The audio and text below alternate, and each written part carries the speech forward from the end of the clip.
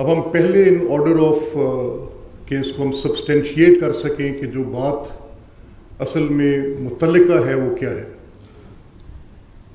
جب یہ ایکٹ پاس نہیں ہوا تھا، یہ امینڈمنٹ پاس نہیں ہوئی تھی، تو تب سپریم کورٹ کے اس آرڈر نے ایک رائٹ کریٹ کیا فار پاکستان تحریک انصاف، اور کریٹ اس طرح سے کیا کہ جو پہلے الیکشن کے متعلقہ قوانین ہیں جن کے تحت پولیٹیکل پارٹیز کو الیکشن کمیشن ریگولیٹ کرتی ہے، and I am using the word regulate, ان قوانین کو سامنے رکھنا تھا فیصلہ دیتے ہوئے. اس کی ریشنل فیصلے کی اس قانون کے بنیاد پر تھی. الیکشن کمیشن کا جو پشاور ہائی کورٹ کا فیصلہ تھا، اس کے بعد جو سپریم کورٹ کے اندر مقدمہ گیا اور الیکشن کمیشن کا نوٹیفیکیشن، یہ تین چیزیں وہاں پر زیر بحث تھیں. اب الیکشن کمیشن کا بریفلی ایک لے مین کی لینگویج میں یہ فیصلہ تھا کہ جب ایک پولیٹیکل پارٹی اپنی وہ ریکوائرمنٹس پوری نہیں کرتی تو اس کے پاس پولیٹیکل پارٹی کا، جب وہ اپنے الیکشنز کنڈکٹ نہیں کرتی اور جب وہ اپنے وہ تمام جو ضابطے کے مطابق، قواعد کے مطابق ایک سیاسی جماعت کے کیے جانے والے اقدامات ہیں ان کو پورا نہیں کرتی، تو بطور پولیٹیکل پارٹی الیکشن کمیشن کے پاس اس طرح سے ایگزسٹ نہیں کرتی فار سرٹن پرپزز جن میں ایک الیکشنز کا بھی پرپز ہوتا ہے. تو ہمیں اس کے پیچھے موجود جو تھی، میں کیونکہ بڑی پولیٹیکل بات نہیں کر سکتا، اس کے پہلے کیا پوزیشن تھی اور کیوں تھی، اور اس سے پہلے الیکشن کمیشن کی کیا پوزیشن تھی، اس بحث کا میں ایک جائزہ لے سکتے ہیں. میں کسی پارٹی پوزیشن پر گئے بغیر صرف واقعات کا احاطہ کروں گا. Prior to this formation of election commission جو کہ آج کی ہے، اس سے پہلے جو الیکشن کمیشن تھا اس میں ایک مقدمہ زیر سماعت تھا جو کہ آپ سب کے حافظے میں ہوگا، فورن فنڈنگز کا. تو اس وقت اس فورن فنڈنگز کے مقدمے کو نہ چلوانے کے لیے کم از کم وہ جو بابر اکبر صاحب نے کیا ہوا تھا، تو آپ کو یاد ہوگا کہ وہ کم از کم 3-3.5 سال اس کو سٹال رکھنا مقصد تھا. تو اس مقصد کو حاصل کرنے کے لیے ہدف یہ تھا کہ وہ مقدمہ 3-3.5 سال سٹال رہے، اس میں کوئی پیش رفت نہ ہو، اس میں ان اکاؤنٹس کی اسکروٹنی نہ ہو سکے. تو ایز اے پولیٹیکل پارٹی اپنی انکیپیسیٹیشن پروو کرنے کے لیے یہ کام نہیں کیے جا رہے تھے، جن کی بنیاد پر پھر وہ الیکشن کمیشن کو رائٹ فلی ایک لیگل آرڈر پاس کرنا پڑا. ایک تو اس کی یہ صورت تھی.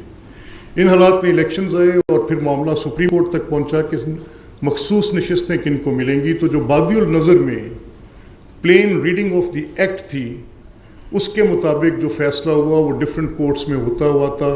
منطقی نتیجہ اس کا یہ ہوا کہ جو پارلیمانی حیثیت نہیں رکھتے، جن کی پولیٹیکل پارٹی کی الیکشن کمیشن کے اندر انکیپیسیٹیشن ہے ٹو سبمٹ دیٹ، تو وہ سیٹیں کسی اور کو دی جائیں گی جن کی پارلیمانی حیثیت ہوگی. لیکن سپریم کورٹ نے اس کو ٹرن ڈاؤن کر دیا. تو اب یہ جو سپریم کورٹ نے ٹرن ڈاؤن کیا، انہوں نے ایک اپنا آرڈر دیا اور اس میں انہوں نے کہا کہ جو پہلے لوگ ایفیڈیوٹس دے چکے ہیں، ان ایفیڈیوٹس کے اوپر جا کر پھر وہ ایک نیا ایفیڈیوٹ دیں. تو وہ پھر ایک نئی بحث کھلتی تھی کہ پہلے ایک حلف نامہ دیا ہوا ہے، پھر ایک حلف نامہ آئے گا، اوتھس ایکٹ کا کیا ہوگا، یہ کیسے ہو سکتا ہے. اگر یہ پریکٹس ان ووگ بن جائے تو پھر فلور کلاسنگ کی وہ جو شکیں اس کو روکتی ہیں، آئین کی شکیں روکتی ہیں، تو پھر کیا ان کو معطل کرنا پڑے گا. پھر کیا کیفیت ہوگی کہ اگر آج میں ایک حلف نامہ دے دوں اور کل کو کہوں کہ نہیں جی میں نے ایک نیا حلف نامہ دینا ہے. تو یہ کئی مباحث اس کے ساتھ کھلے ہوئے تھے. Meanwhile parliament passed an act اور انہوں نے اس کو کلیئر کر دیا کہ جن کی پارلیمانی حیثیت ہوگی اس وقت جب انتخابات ہوئے تو اس کے ساتھ یہ معاملہ ہوگا نشستوں کا. اب دو سوال پھر اٹھتے تھے کہ کیا جو لا ان فورس ہے جو اس وقت پارلیمنٹ نے پاس کیا ہے اس کو فوقیت حاصل ہوگی، اور اگر اس کو فوقیت حاصل نہیں ہوگی تو کیا جو سپریم کورٹ کی ججمنٹ ہے اس کے مطابق ایکٹ ہوگا. تو اس میں جو ہماری رائے تھی وہ یہ تھی، اور رائے نہیں تھی، یہ ایک اسٹیبلشڈ پوزیشن ہے، not just an established position ہے بلکہ pronounced by various benches of the supreme court. پچھلے 70 سال کی جورسڈکشن انہی خطوط پر استوار ہے. یہی فیصلہ دیتے ہوئے، انٹرپریٹ کرتے ہوئے ججمنٹس کے اوپر موجود کوئی لا اگر موجود ہوگا اور ججمنٹ اس کے کسی اور زاویے کی بات کر رہی ہوگی، تو کیا جو لا ہے وہ انفورس رہ کر اپنے آپ کو عمل درآمد کروائے گا؟ تو یہ بحث تو پہلے سے طے شدہ تھی. اس پہ کوئی نئی دلیل، کوئی نئی منطق، کسی نئی انٹرپریٹیشن، کسی نئے جواز، ریشیو ڈسیپلنری، نتھنگ واز ریکوائرڈ. طے شدہ بات تھی کہ قانون کے مطابق عمل ہوگا.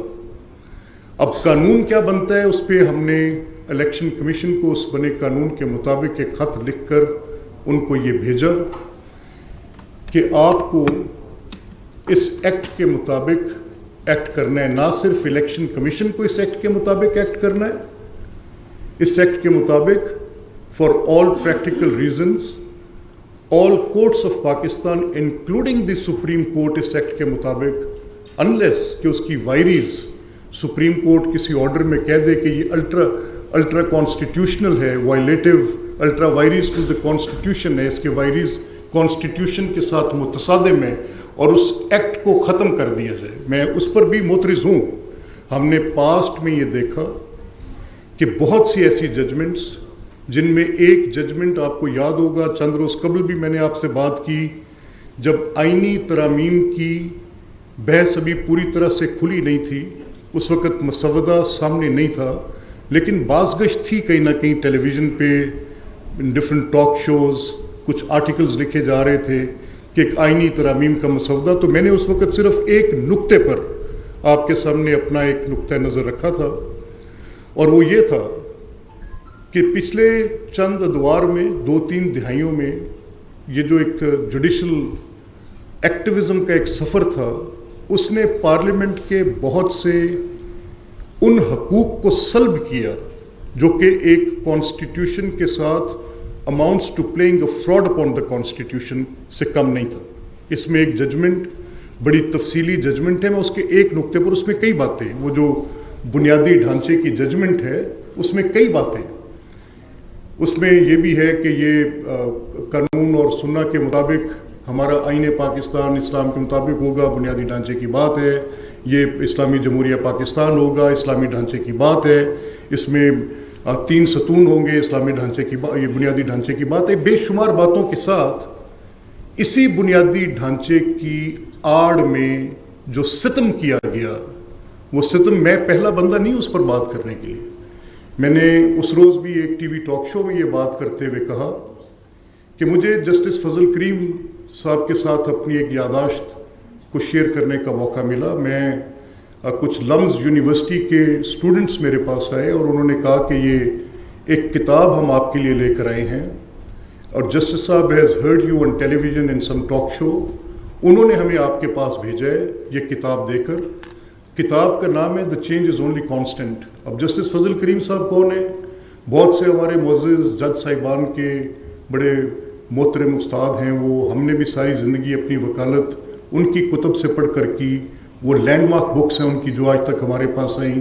انہوں نے لوگوں کی جو ان کی جج شپ، ان کی لائر لائک ایکٹیویٹیز، ان کی پوری کانسٹیٹیوشن پہ ان کی طرف سے جو رہنمائی آج تک ملتی ہے، پوری فیکلٹی جانتی ہے، پورا یہ جتنی وکالت سے پیشہ لوگ ہیں سب جانتے ہیں، تمام معزز جج صاحبان جانتے ہیں. ان کی اس کتاب the change is only constant کو جب وہ میرے پاس لائے، مجھے وہ کتاب دیکھنے کا موقع ملا، تو اس نے کچھ سوالات اٹھائے میرے ذہن میں جن کو لے کر میں ان سے ملنے چلا گیا. جب میں ان کے پاس گیا تو انہوں نے مجھے، بڑے ضعیف العمر تھے اس وقت، اور بڑی ان کی ایک بڑی انسسٹنس کے ساتھ، اصرار کے ساتھ میرے ساتھ انہوں نے کہا یہ میں کتاب تجھے دے رہا ہوں، یہ اسمبلی کے اراکین میں تقسیم کر، ان کے پاس لے کر جا اور ان سے درخواست کر کہ اس کتاب کو پڑھیں اور پھر اپنی ذمہ داری کو کما حقہ ادا کریں. اور وہ کیا ہے کہ یہ جو بیسک سٹرکچر کی ججمنٹ میں یہ اختیار لے لیا کہ اپوائنٹمنٹ آف ججز کون کرے گا، یہ اختیار لے لیا کہ ریموول آف ججز کون کرے گا. یہ کبھی بھی سیپریشن آف پاور میں بیسک سٹرکچر کی آڑ میں nobody can be made جج of their own cause. Appointment بھی خود، ریموول بھی خود. اگر کوئی مقدمہ آنا ہے تو سپریم جوڈیشل کونسل میں، نہ کوئی کارکردگی جانچنے کا پیمانہ، نہ اس میں کوئی پارلیمان کا رول، نہ اس میں کوئی ایگزیکٹو کا رول. ان کی نظر میں یہ تھا، اس چیز میں مجھے انہوں نے رہنمائی دی، ان کی نظر میں یہ تھا کہ دس fraud has been played onto the total scheme of the constitution. This has to be undone by the members of the parliament. میں 7 سال اس مقدمے کا مدعی بن کر مختلف اراکین قومی اسمبلی، مختلف اراکین صوبائی اسمبلی اور سینٹ، میں سب کے پاس جاتا رہا. میں جا کے کہتا رہا کہ وقت نکالیں، جس معزز نمائندے کے پاس اپنا یہ آئینی حق ادا کرنے کا وقت نہیں ہے، اس کے پاس اپنے حلقے کی نمائندگی کا جو حق ہے اس کے ساتھ وہ انصاف نہیں کر رہے. آپ مہربانی کریں، آئین کے اندر یہ بنیادی ترامیم آپ کو ایک سپریم کورٹ کی ججمنٹ کے ساتھ، آپ کی 18th امینڈمنٹ سے پہلے، at the time of the 19th constitution, آپ کو ہراس کیا گیا ان ججمنٹس کے ساتھ. معزز اراکین پارلیمنٹ کو ہراس کیا گیا کہ سچ لائک کانسٹیٹیوشن امینڈ ہوا تو اس میں ہم ایسے روک دیں گے عدالتی حکم کے ساتھ. میں نے کہا اس عدالتی غنڈہ گردی کا کوئی جواز تو ہوگا، کوئی بات تو کریں. آپ کا یہ حق ہے، سلب ہو گیا ہے، آپ آئین بنا سکتے ہیں. یہ اپوائنٹمنٹ آف ججز، ریموول آف ججز، یہ بیسک سٹرکچر کی ججمنٹ کے اندر یہ جو سب کچھ غلط کیا گیا ہے اس کو آپ نے درست کرنا ہے. شو سم اسپائن آن دیٹ. کھڑے ہو کر بات کریں، اپنے سیاسی خول سے باہر نکلیں. میری یہ درخواست حکومت سے بھی ہوگی، میری یہ درخواست اپوزیشن کے اراکین سے بھی ہوگی، میری یہ درخواست مولانا فضل الرحمان اور ان کی جماعت سے بھی ہوگی. میں نے ان کی اس دن بات سنی، انہوں نے کہا میرے کچھ تحفظات ہیں، خدشات ہیں. میں کسی پولیٹیکل پارٹی اے اور بی اور فار دا گورنمنٹس کنٹینیوٹی پر کی گئی ترامیم کا ان کا جو موقف ہے میں اس پر کوئی بات نہیں کرتے ہوئے صرف یہ کہنا چاہ رہا ہوں کہ آپ نے حلف لیا ہے آئین کا تحفظ کرنے کے لیے، تو جو آپ کے اس آئین کے تحفظ میں سب سے بنیادی آپ کی ذمہ داری ہے وہ تو یہ ہے کہ اس کے فاؤنڈیشنز کو تو کریکٹ کر لیں، باقی باتیں تو بعد میں ہوں گی. تو اس ضمن میں، اس پارلیمنٹری سپریمیسی کی ٹوٹل بحث میں کہ پارلیمان کا یہ حق اگر کوئی اور سلب کرے گا، یہاں ہم نے ایسی ججمنٹس بھی دیکھی جن میں معزز جج صاحبان نے اپنی کورٹس میں بیٹھ کے پارلیمنٹ کو انسٹرکٹ کیا. The word instruct is there in the judgments. Instruct کہ آپ یہ قانون پاس کریں. بھئی آپ کیسے کہہ سکتے ہیں کہ کون سا قانون کون پاس کرے اور کون نہ کرے؟ میرا مقدمہ صرف آئین میں دیے گئے ان حقوق کی بنیاد پر جو کہ پارلیمان کے تھے، وہ حق ان کو غصب کیے جانے کی بنیاد پر میں یہ سوال اٹھاتا ہوں کہ یہ کریکشن کس نے کرنی ہے. اسی ضمن میں نے یہ خط الیکشن کمیشن کو لکھا اور ان کو خط لکھ کر میں نے یہ ان سے درخواست کی کہ آپ ایکٹ کریں in accordance with law. Supreme courts نے فیصلے کرنے ہوتے ہیں ان اکارڈنس ود لا، وہ بیونڈ لا فیصلہ نہیں کر سکتے. یہاں پہ جج میڈ لا کی گنجائش نہیں ہے. اٹس این انیکٹڈ لا جو پڑا ہوا ہے اسٹیٹیوٹ، اور اسٹیٹیوٹ کا بالکل ایکسپریس پروویژن ہے کہ کس نے کیسے ایکٹ کرنا ہے، پارلیمان نے کیسے کام کرنا ہے، کیسے کام کرنا ہے الیکشن کمیشن آف پاکستان نے، اور کس طرح کام کرنا ہے سپریم کورٹ آف پاکستان نے. یہ بڑا واضح ہے. دوسرا میری آپ سے آج ایز یو آل نو کہ جب in maiden speech chief minister Punjab نے بڑی ایک امپریسو، ایک بڑی اچھی تقریر کی تھی جب انہوں نے ان کی سویرنگ ان سیریمنی تھی، جب انہوں نے اوتھ لیا ایز چیف منسٹر، تو اس میں انہوں نے ایک اپنا روڈ میپ دیا جس میں ان کا ایک ڈیولپمنٹ کا روڈ میپ تھا، پاورٹی ایلیویشن کا ایک روڈ میپ تھا، کس طرح سے صوبے کو چلانا ہے اس کے لیے انہوں نے اپنے اہداف مقرر کیے. پارلیمان کے ساتھ ایگزیکٹو کا کیا رشتہ ہوگا اس کے متعلق بھی انہوں نے اپنی بات کی. خواتین کو امپاور کرنے کی بات کی. انہوں نے افیکٹو ڈیموکریٹک انسٹیٹیوشنز کی بات کی. انہوں نے اس اسپیچ میں ایک روڈ میپ دیا جس کو بعد ازاں لیڈر آف دی اپوزیشن نے بھی ایک بڑے اچھے پیرائے میں ان ساری باتوں میں سے چند باتیں، باقی تو ان کے بڑے اختلافات تھے، تو اس پر یہ جو bringing the provincial assembly Punjab's rules of procedure at par with national assembly اور جو بیسٹ پریکٹسز ہیں ان کو اڈاپٹ کرنے کے لیے. تو پھر پہلی سٹنگ میں جو ہماری سٹنگ تھی ایز دس اسمبلی کی جو پہلی سٹنگ تھی، اس میں इनको at par with national assembly में जाने के लिए हमने रेजोल्यूट किया था, और उसके बाद फिर एक कमेटी फॉर्म हुई जिसने 6-8 महीने बड़ी तनदही के साथ डिलिब्रेट किया। तो हमने वो रूल्स ऑफ प्रोसीजर जिसके अंदर हमने इन रूल्स को at par with national assembly, और वो ऑब्वियसली ये एक कॉन्स्टिट्यूशनल कलैप्स की सूरत इख्तियार कर रही थी। आप सबके इल्म में है कि 18वीं तरमीम को पास हुए लगभग अब कितने बरस गुजर गए हैं, और उसके बाद जो डेवोल्यूशन का वो ministerial devolution going to the departments of the provinces, तो उसमें मैंने देखा कि बाकी हमने एक तकाबली जायज़ा लिया कि क्या सिंध असम्बली ने उसको ऑप्ट कर लिया है, क्या केपी असम्बली ने उनको ऑप्ट कर लिया है, क्या वो जो फाइनेंशियल पावर्स थी with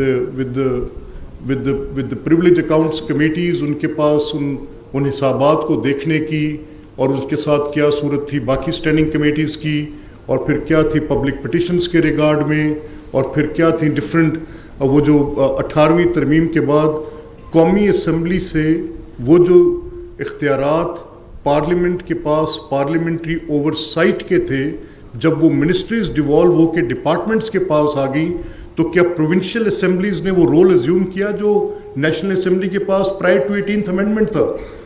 and it was astonishing to सी। हम ये झगड़ा करते रहे। पिछली असेंबली में चौधरी परवेज़ इलाही साहब स्पीकर थे, लॉ मिनिस्टर राजा बिशारत साहब थे, and every time I met them, जब जितनी दफ़ा मेरी उनसे मुलाकात हुई, मैंने कहा मेरा और आपका बैठना गैर आईनी है, आप और मैं दुरुस्त सिमत में नहीं बैठे, ये कॉन्स्टिट्यूशनल कलैप्स हो रहा है, आप अपने इस फंक्शन को परफॉर्म नहीं कर रहे, आपकी लॉ रिफॉर्म्स कमेटी काम नहीं कर रही, काइंडली इसके ऊपर बैठे, और वो जो इख्तियारात की मुंतकली है उसमें आपकी असम्बली का वो किरदार जो कि पार्लिमान का किरदार था, उसको आपने बिल्कुल यकसर नज़रअंदाज किया है। नतीजा क्या निकला? पिछली असम्बली में हमने देखा कि 3 स्पेशल कमेटीज़ के साथ पूरी स्टैंडिंग कमेटीज़ का फंक्शन परफॉर्म कराया गया। तो इस तरह से वो स्पेस ऑफ पार्लियामेंट, खुद मैं ज़्यादा सुप्रीम कोर्ट को इसमें कसूरवार नहीं तस्वर करता कि उन्होंने कोई इस पर इंक्रोचमेंट की, उन्होंने constitutional, I use the word playing, मेरी दनिस्त में, and I can explain it to any level कि वो किस तरीके से उन्होंने इस कॉन्स्टिट्यूशन में ये बेसिक स्ट्रक्चर की बात को डालते हुए उसको एक बिल्कुल ही अपने पास रखता। लेकिन इसमें हम जैसे बैठे लोग जो कि यहाँ पर मुंतखब होकर आते हैं और उसके बाद अपनी आइनी जिम्मेदारी को अदा नहीं करते, उसके बाद फिर कई मसलतों का शिकार होते हैं, उसके बाद फिर वो जिम्मेदारी जो अदा करनी है उससे अदा करने से भागने के हम कई रास्ते ढूंढते हैं, और ये कोई एक नहीं भागा, भागने में सब ने बराबर का हिस्सा डाला। तो फिर ये होना लाजमी था कि वो जो स्पेस आप खुद छोड़ेंगे, वो जो इख्तियार कभी पब्लिक अकाउंट्स कमेटी का कॉन्स्टिट्यूशन ने इन्फोर्स किया है, उसको कोई ना कोई नैब शैब आके ले लेगा उस इख्तियार को, और वो फिर नैब आके कहेगा कि chief minister is nobody, prime minister is nobody, आपने इतने करोड़ का मंसूबा देना है। आइन तो ये कहता था कि अगर कोई भी अप्रोप्रिएशंस होनी है, कोई बजट एलोकेशन होनी है, उसको मंजूरी असेंबली देगी, कंसीव गवर्नमेंट करेगी, एग्जीक्यूटिव का इख्तियार होगा, एग्जीक्यूटिव लेकर आपके पास उसको असेंबली में आ जाएगी, और पार्लियामान के अंदर बैठे, चाहे वो नेशनल असेंबली है या प्रोविंशियल असेंबलीज हैं, इसके अंदर बैठे लोग वो वोट अपॉन करके, यानी अवाम पाकिस्तान वोट अपॉन करके वो आपको एक रकम मुख्तस करेंगे कि ये करना है। लेकिन मैंने इससे ज़्यादती पर मबनी डॉक्यूमेंट नहीं देखा। जब मेरे सामने नैब का एक डॉक्यूमेंट आया in shape of an act, वो जो ऑर्डिनेंस की सूरत में था, जिसने कहा कि अगर आप इतने करोड़ से ज़्यादा का मंसूबा करेंगे तो नैब आपको मंजूरी देगा। नो यू टेल मी, आप हिसाब बताएं मुझे, तो कौन जिम्मेदार है इसका? Are these members sitting in the assemblies blind? क्या किताब नहीं पढ़ सकते? क्या तकलीफ करना कभी गवारा करेंगे? अब मेरा रोल तो नहीं है ये तो ये या तो कोई लीडर ऑफ ऑपोजिशन आए आकर बात करें। दे आर मम, they are busy fighting, they are fighting for purpose जिसकी मुझे समझ नहीं आ रही। अगर खुद मैंने एक काम किया हो, मैं खुद एक पैदावार हूं कि मैं किसी झगड़े के नतीजे में मेरी बर्थ हुई हो, किसी झगड़े के नतीजे में, तो मैं किसी और की बर्थ झगड़े के नतीजे को अपने साथ इक्वेट करने से आगे क्या बात कर लूँ। लेकिन यहाँ पे तो सेल्फ राइटियसनेस के वो दावेदार आकर बैठे हैं, बाज़ औक़ात मैं सर पीटता हूँ दीवार के साथ कि अल्लाह करीम मुझे पनाह दे, اور بھائی پہلے کرنے والے کام یہ بھی ہیں ساتھ. اگر آپ یہ نہیں کر سکتے تو متروک ہو جائیں گی یہ بلڈنگز, یہ parliaments, they will be nowhere. Neither آپ کے پاس اختیار رہ جائے گا کہ آپ آئین کے اندر کسی ایک لفظ کو لکھ سکیں, نہ قانون بنانے کا آپ کا اختیار کوئی تسلیم کرے گا, نہ کل کو آپ کو بجٹ بنانے کا کوئی اختیار آپ کے ہاتھ رکھے گا. دنیا کی پارلیمنٹس میں, اور جو میرے کانسٹیٹیوشن نے انویسیج کیا تھا, اس نے ایک طریقہ کار دیا تھا کہ پارلیمنٹ کا کیا رول ہوگا, پارلیمنٹری اوور سائٹ کیا ہوگا. یہ سول ملٹری ریلیشن شپ کا جھگڑا ہے نا کہ کون زیادہ ٹرف آکوپائی کرے گا. میں دیکھتا ہوں bring it through the committees, bring it through the parliament. Executive لڑے گی کسی طاقتور ادارے کے ساتھ, نہیں لڑ سکے گی, نہیں بات کر سکے گی, ٹرف آکوپائی نہیں کر سکے گی. انسٹیٹیوشنل ہوگا تھرو پارلیمنٹ. آپ اپنی ٹرف آکوپائی کرنا چاہتے ہیں, show us the ability to do it. آپ سپریم کورٹ سے بات کرنا چاہتے ہیں, میں پوری پارلیمنٹ سے پوچھ رہا ہوں, نیشنل اسمبلی سے, شو اس دی ابیلٹی ٹو. آپ بات تو کریں اسمبلی کے اندر, ہمیں نظر تو آئے کہ آپ کرنا کیا چاہ رہے ہیں, کیسے کرنا چاہ رہے ہیں. آپ کی آنکھوں کے سامنے ججمنٹس آ گئی ہیں اور آپ اس کے اوپر کوئی بات نہیں کر پاتے, جو آپ کے پورے کانسٹیٹیوشن کو بیسک سٹرکچر کی گھاٹ میں لے کے گھر بیٹھ کے جا کے ٹو وے ٹو اسٹینڈ. تو دوسری میں نے آپ سے یہ بات کی تھی کہ یہ جو رولز آف پروسیجرز تھے, پہلی اس خط کے متعلق میں نے آپ کے سامنے اپنا نقطہ نظر رکھا کہ وہ میں نے کیوں لکھا, اور رولز آف پروسیجر جس میں I really thank the honourable chief minister and the leader of the opposition and that committee which really worked hard on that. بڑی محنت کے ساتھ انہوں نے اس کے اندر ہر وہ قابل عمل چیز جو 18ویں ترمیم کے بعد ہمیں اس کانسٹیٹیوشنل کلیپس سے ایویکویٹ کر سکتی ہے, بچا سکتی ہے, جو نقصان ہم نے پچھلے چند سالوں میں کیا, اور اس کے آپ کو اثرات گورننس میں نظر آئے ہوں گے. آپ کا مشاہدہ ہم سب سے زیادہ, آپ ایک واچ ڈاگ کی حیثیت سے چیزوں کو دیکھتے ہیں, آپ کی نظر سے چیزیں مخفی نہیں رہتی, آپ کھوج بھی نکالتے ہیں, آپ تحریر بھی کرتے ہیں, آپ کے قلم سے ایک اوپینین بھی لکھا جاتا ہے جس سے پبلک اپنا اوپینین اپنا کریٹ کرتی ہے. یہ جو کانسٹیٹیوشنل کلیپس تھا, اس کے اثرات آپ کی اس ڈیلیورنس پر جو 25 کروڑ لوگوں کے لیے, جب آپ کا انسٹیٹیوشنل بیہیویئر کریکٹ نہیں ہو رہا ہوتا تو اس کا نتائج عوام بھگتتے ہیں. لاسٹلی میں اس بات پر بھی کہ ہم نے ایک بڑی سیریس ایفرٹ کر کے جو بڑے سلگتے ہوئے مسائل ہیں اس پہ کوکسز, جس میں وہ لوگ جو بڑے انڈر پریولیجڈ ہیں, جیسے جینڈر ڈس ایکویلٹی ہے, ایک کوکس, ایک فلی کمپریہنسو کوکس ہم نے اس میں مائنورٹیز کا کریٹ کیا ہے اسی اسمبلی میں, it's first of its kind. اسی طرح ایک وومن کوکس ہے. لوکل گورنمنٹ ایک بڑا امپورٹنٹ سبجیکٹ ہے کہ جو deliverance at the doorstep ملے گی, جو ویژن ہر لیڈرشپ کا ہی رہا ہے. ناٹ سیئنگ کہ کون سی کس وقت کی کیسی بات, لیکن سب کا یہ خیال رہے کہ اس کے اوپر کام ہونا چاہیے اور یہ ایک ریزالو رہے. اسی طرح جو ہم نے یہ جو تھوڑے سے وہ طبقات جن کو ایک سپورٹ, جن کی آواز سنی جانی ضروری ہے, آپ نے دیکھا ہوگا کہ ہم نے پریویسلی ایک مائنورٹیز ڈے پہ ایک سیشن ہولڈ کیا جو کہ چیف منسٹر کا ویژن تھا کہ اس میں انہوں نے کہا کہ اس میں لیڈ لیں, and assembly is the best place کہ جہاں پر آپ بات کریں گے. تو اس طرح سے ہم کوشش کر رہے ہیں کہ اس عوام کے ساتھ connectivity, openness to the people, public petitions کا ہم نے ایک جو as we brought it at par with the national assembly and senate, اور پبلک پٹیشنز کا ایک میکنزم جس میں لوگوں کی ایک اپنائیت آپ کے اس ایوان کے ساتھ جو تاریخی طور پر تھی وہ رہنی چاہیے, جو کچھ سیکورٹی کنسرنز کی وجہ سے کسی طرح سے منیمائز ہوئی, بیریکیڈز لگ گئے. اب یہ میں اسمبلی کے اندر آیا, میں نے یہ یونیفارم جو دیکھی مجھے لگا میں کوئی کسی بلیک کیٹ کے کسی نرغے میں آ گیا ہوں. تو آئی آسکڈ دیم, میں نے کہا یار یہ وردی تو خدا کا خوف ہے, یہ کوئی عوام کی اسمبلی ہے جس پہ یہ کمانڈو ٹائپ اس طرح کی وردیاں پہن کے لگے کہ مقبوضہ کشمیر کے بارڈر سے ہم اندر انٹر ہو رہے ہیں. تو پلیز ٹیک اٹ آف, اس کو کوئی سیریمونیل, کوئی سویلائزڈ کسی سیویز کے مینر میں لے کر آئے. یہ اسمبلی ہے, کوئی پولیس کا کام تو نہیں کرتی ہے. سو یہ موٹی بات ہے. ون بائی ون کر کے لے, وی اسٹارٹ فرام دس. دکھا ہے سر. لیٹس ٹیک دا مائک جس کے ہاتھ میں مائک. ملک صاحب آپ نے بڑی ہی بیسک اسٹرکچر کی بات کی ہے, بالکل درست کی ہے. لبرل ڈیموکریسی میں ایسے ہی ہوتا ہے کہ جو سپریم کورٹ ہے اور کانسٹیٹیوشنل اسمبلی ہے, دونوں کی اپنے اپنے رول ہے. لیکن کل پنجاب کا جو دوسرا اہم ترین کانسٹیٹیوشنل آفس ہے, گورنر پنجاب, انہوں نے لا اسٹوڈنٹ سے ایڈریس کیا اور لا اسٹوڈنٹ سے ایڈریس میں گورنر پنجاب بڑا کلیئر موقف لے کر آئے ہیں کہ دیر از نو نیڈ کہ pick and choose from the appointment of ججز. ان کا بڑا واضح موقف ہے کہ نمبر 3 سے کام پینل بنا کے پی ایم کو دیا جائے, پی ایم اس میں سے لوگ اٹھا کے چیف جسٹس بنائے. بلکہ انہوں نے وہ پولیٹیکل ایگزامپل بھی کوٹ کیے کہ جب پک اینڈ چوز ہوا ہے نتیجہ پولیٹیکل لوگوں کو خود ہی اس کو بھگتنا بھی پڑا ہے.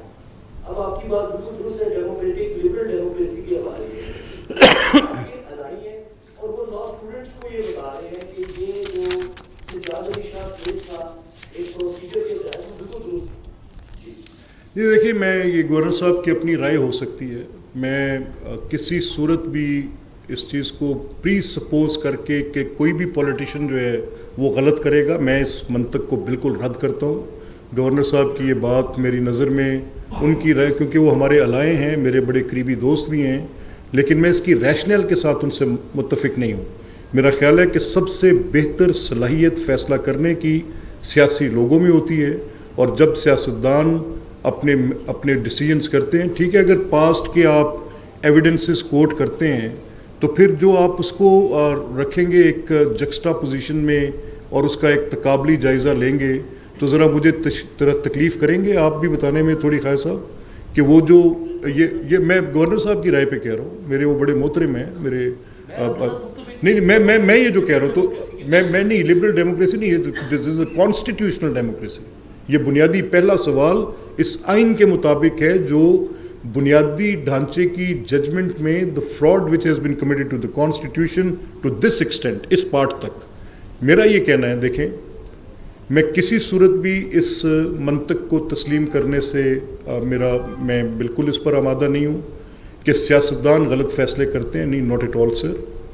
ہاں, آپ ایک جائزہ لے سکتے ہیں کہ کن کیے گئے فیصلوں کے نتائج کیا ہوئے. تو آپ ذرا مجھے بتائیں کہ یہ اس فیصلہ آنے کے بعد سے, جب سے یہ سینیورٹی اپوائنٹمنٹ ریموول کا پروسیجر بنا, what good judiciary has done.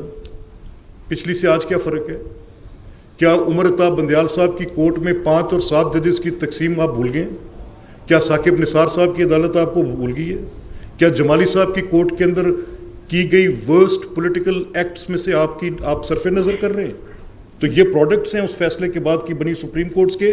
میں نے آپ کو صرف 3 ریسنٹ ایگزامپلز دیے ہیں, ریسٹ از ہسٹری.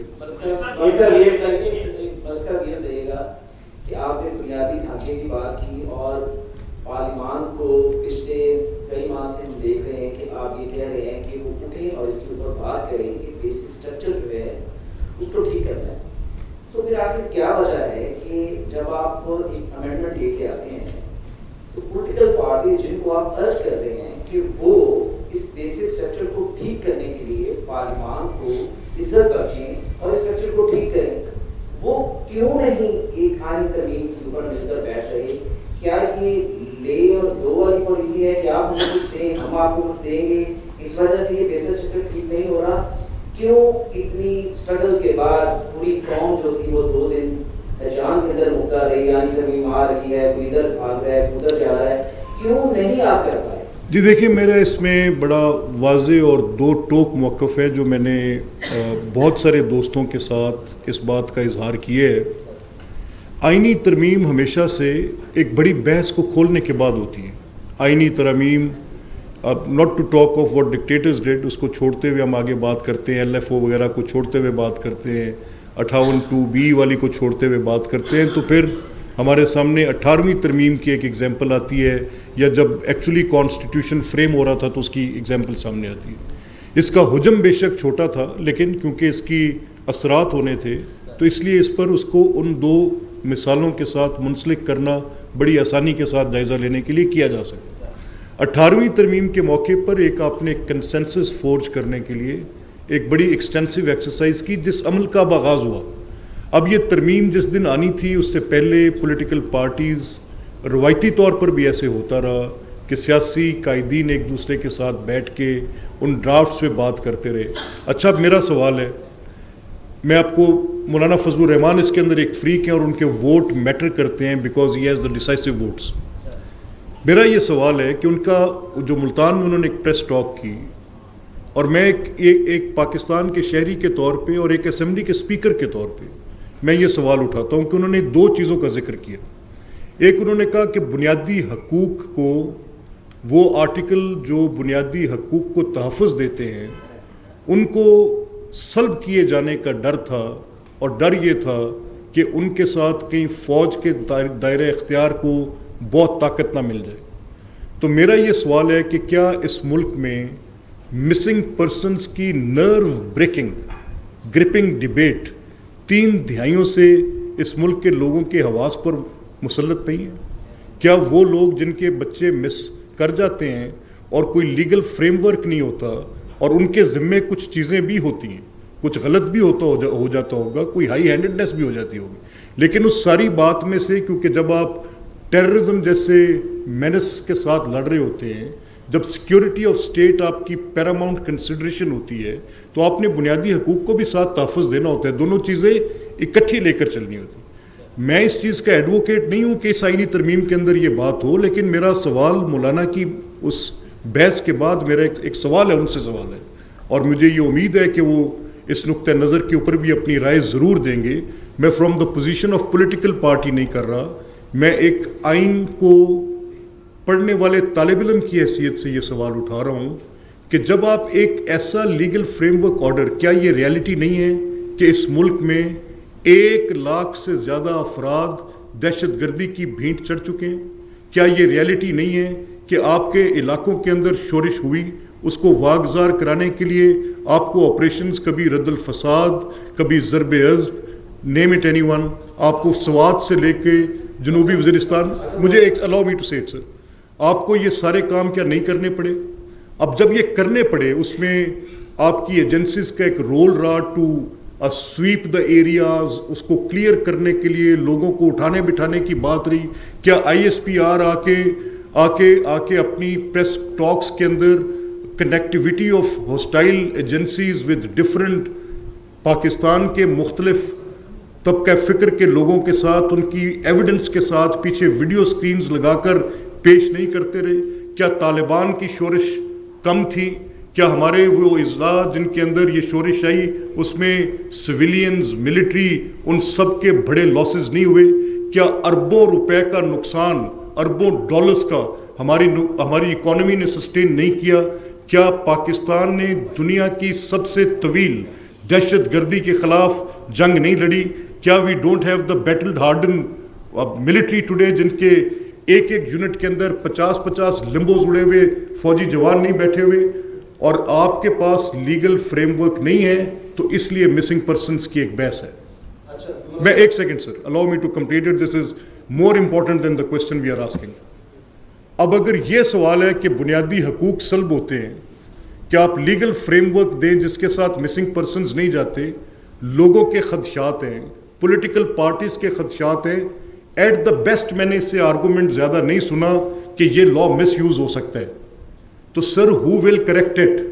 وہ لوگ جو اہل حل و عقد ہیں, آپ بیٹھیں گے, آپ بات کریں گے, مسودات رکھیں گے, آپ ان مسائل کا حل کریں گے. جس نے میرے ملک کو اپنے خونی پنجوں کے ساتھ جکڑا ہوئے, کنہوں نے کرنا ہے؟ آپ ہیں وہ اکابرین, آپ نے فیصلہ کرنا ہے. جہاں پر آپ کو تحفظات ہیں کہ یہ مس یوز ہو سکتا ہے, دنیا نے قوانین بنائے ہیں. امریکہ جو کہ اپنی سول لبرٹیز پہ دنیا کا چیمپئن تھا, freedom of expression, civil rights, جس نے دنیا کو ایک رستہ دیا, پوری دنیا کو چیمپئن کر کے دکھایا کہ کیا رائٹس ہوتے ہیں. جب ہوم لینڈ بارڈر سیکیورٹی کا لا پاس کرنے لگا, جب گوانتنامو بے, جب نیشنل سیکیورٹی کوسچن پہ آئی 9/11 کے بعد, the whole regime changed. Where do we stand sir? ہم بات کیا کر رہے ہیں؟ فیصلہ آپ کا ہے. اچھا سر, یہ رات میں فرماتے ہیں اسپیکر صاحب, آپ اسپیکر پنجاب اسمبلی کے ہونے کے ساتھ ساتھ قومی سطح پر جو ہونے والے فیصلے ہیں ان پر بھی آپ کی خاصی راہ رہتی ہے. میں نے ماضی قریب میں بھی دیکھا ہے, اور خاص طور پر اس آئینی ترمیم سے جڑا میرا سوال ہے.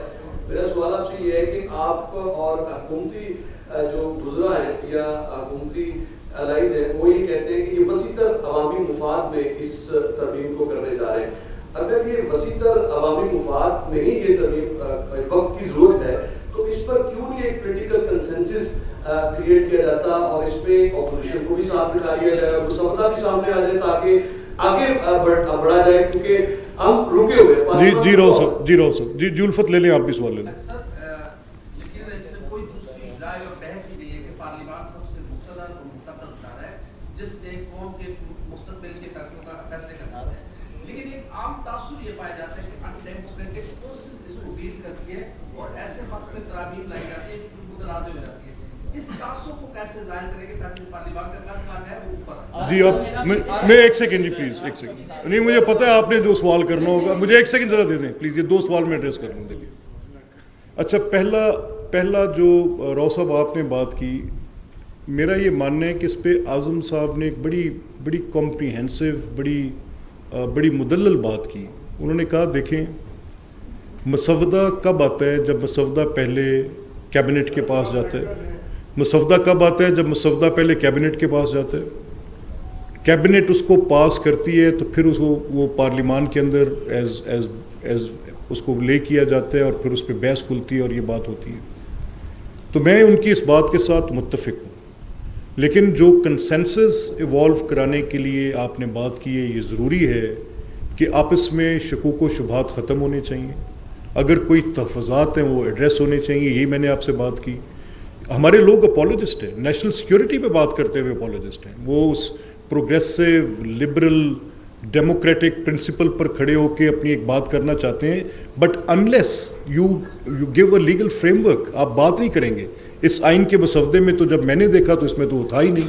میں نے اعظم صاحب سے پوچھا کہ آپ لا منسٹر ہیں, آپ نے اس کو لے کر ہاؤس میں جانا تھا, تو اس میں یہ جو بات بہت زور و شور سے کی جا رہی ہے کہ کوئی ایسے تحفظات ہیں جس کے ساتھ اب بہت زیادہ اس کے اوپر انویژن ہو جائے گی اور بنیادی حقوق کے جو چیپٹرز ہیں وہ سلب ہو جائیں گے, تو انہوں نے کہا کہ یہ ڈرافٹ سامنے ہے, اس میں دیکھ لیں اگر کوئی چیز ایسی, اگر کوئی ان کی بات چیت میں ایسی بات تھی تو تب بھی میرے نزدیک, اب میں آپ کے پورے ہاؤس کے سامنے یہ بات رکھتا ہوں کہ اگر پولیٹیکل پارٹیز کے تحفظات ہیں, لیٹ سے ایم کیو ایم اس پہ شاکی رہی ماضی میں, اے این پی اس پہ بات کرتی رہی ماضی میں, مولانا فضل الرحمان اس پہ بات کر رہے ہیں آج, اس پہ اور پولیٹیکل پارٹیز کے تحفظات ہو سکتے ہیں, وہ اپنی بات کر سکتے ہیں, کہیں مس یوز نہ ہو جائے, کہیں مس ابیوز آف پاور اور اتھارٹی نہ ہو جائے, کہیں اس کے ساتھ ایک بیلنس بالکل ڈسٹرب نہ ہو جائے, تو ان کو ریشنلائز کر کے اس لیگل فریم ورک بھی تو کسی نے بات کرنی ہے جس پر روز لاکھوں شہداء کی آپ لاشیں اٹھا رہے ہیں, جس پر روز دہشت گردی کے ساتھ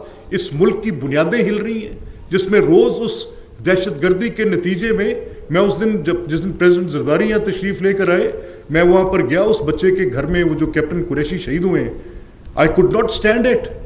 میں تو ان کی والدہ, میری آپ کی زندگی میں وہ کرب میں نے نہیں دیکھا. وہ اس بوڑھے باپ سے, اس کے ہلتے ہوئے, اس کے کپاتے ہونٹ, آنکھوں سے گرتے آنسو, اس بیوہ کی گود میں وہ معصوم بچی, ایک لمحہ کافی ہے, ایک لمحہ. یہ ساری سیاست اس تحفظ کے ساتھ ہے, یہ ساری جمہوریت اس تحفظ کے ساتھ ہے. اگر اس کی جغرافیکل باؤنڈریز کے اوپر جو انویژنز ہوئیں ان کو آپ کی پولیٹیکل ریزالو, آپ کی ملٹری سٹرینتھ پش بیک نہ کرتی, کیا حالات ہوتے؟ سروائیول ہوتا. میرا سوال ہے کہ اگر آپ کے یہ تحفظات ہیں تو یہ ہم جیسے کنسرن سٹیزنز کے تحفظات ہیں, ان کو کون ایڈریس کرے گا؟ یہ 25 کروڑ لوگوں کے تحفظات ہیں, یہ دہشت راج کرتی دہشت, یہ رقص بسمل. میں نے اسی چوک پہ کیپٹن احمد مبین شہید کی لاش اٹھانے کے لیے دوڑ کر میں جب وہاں پر پہنچا, میرا بھائیوں جیسا دوست تھا, تڑپتی لاش رقص بسمل دیکھا میں نے. ہائی کورٹ کے گیٹ کے باہر شہداء کے چیتھڑے اڑتے میں نے لاشیں دیکھی. You tell me sir, can a live under this stress and pressure کہ میری پروگریسو لبرلزم کہیں دو پر نہ لگ جائے؟ I need an answer. Malik صاحب یہ بتا دیں, ملک صاحب